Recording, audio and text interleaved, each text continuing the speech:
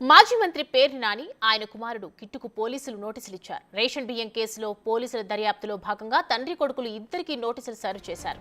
నోటీసులు ఇచ్చేందుకు పోలీసులు పేర్ని నాని ఇంటికి వెళ్లారు. ఇంట్లో ఎవరూ లేకపోవడంతో డోర్లకు నోటీసులు అంటించారు. ఈ కేసులో పేర్ని నాని భార్య జయసుధ, ఆమె వ్యక్తిగత కార్యదర్శి మానస తేజ నిందితులుగా ఉన్నారు. ప్రస్తుతం వారిద్దరూ పరారీలో ఉండటంతో గాలింపు చర్యలు చేపట్టారు. కేసు దర్యాప్తునకు సహకరించాలని నోటీసుల్లో కోరారు పోలీసులు.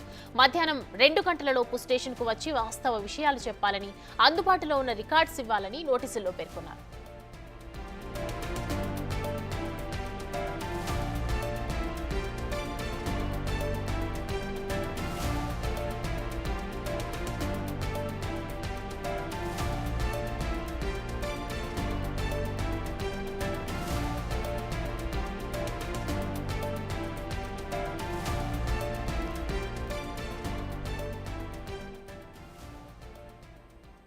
మాజీ మంత్రి పేర్ని నాని ఆయన కుమారుడు కిట్టుకు పోలీసులు నోటీసులు ఇచ్చారు. రేషన్ బియ్యం కేసులో పోలీసుల దర్యాప్తులో భాగంగా తండ్రి కొడుకులు ఇద్దరికి నోటీసులు సర్వ్ చేశారు. నోటీసులు ఇచ్చేందుకు పోలీసులు పేర్ని నాని ఇంటికి వెళ్లారు. ఇంట్లో ఎవరూ లేకపోవడంతో డోర్లకు నోటీసులు అందించారు. ఈ కేసులో పేర్ని నాని భార్య జయసుధ, ఆమె వ్యక్తిగత కార్యదర్శి మానస తేజ నిందితులుగా ఉన్నారు. ప్రస్తుతం వారిద్దరూ పరారీలో ఉండటంతో గాలింపు చర్యలు చేపట్టారు. కేసు దర్యాప్తునకు సహకరించాలని నోటీసుల్లో కోరారు పోలీసులు. మధ్యాహ్నం 2 గంటలలోపు స్టేషన్కు వచ్చి వాస్తవ విషయాలు చెప్పాలని, అందుబాటులో ఉన్న రికార్డ్స్ ఇవ్వాలని నోటీసుల్లో పేర్కొన్నారు.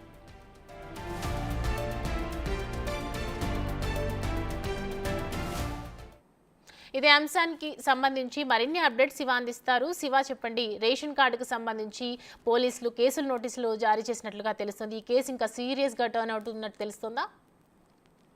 మొత్తం మీద చూసుకుంటే రేషన్ వ్యవహారానికి సంబంధించి కూడా పేర్ని నాని కుటుంబ సభ్యుల చుట్టూ బిగుస్తూ ఉంది. ఇప్పటికే ఈ అంశానికి సంబంధించి కూడా పేర్ని నాని సతీమణి జయసుధ, పిఏ మానస తేజపై కేసు నమోదు చేసిన పోలీసులు వాళ్ళిద్దరిపై కూడా కోర్టు నోటీసులు జారీ చేయడం, అలాగే బెయిల్ పిటిషన్లు కూడా ప్రస్తుతం విచారణ దశలో ఉన్న పరిస్థితి కనిపిస్తుంది.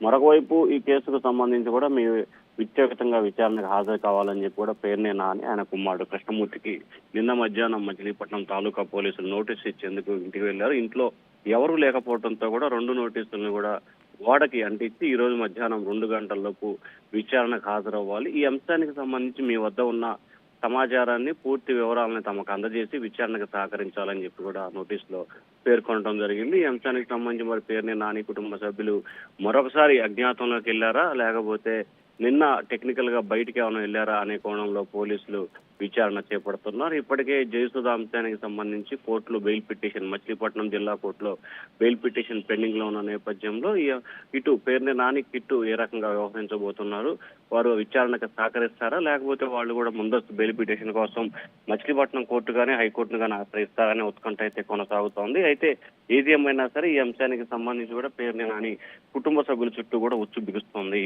Soumya, thank you Shiva.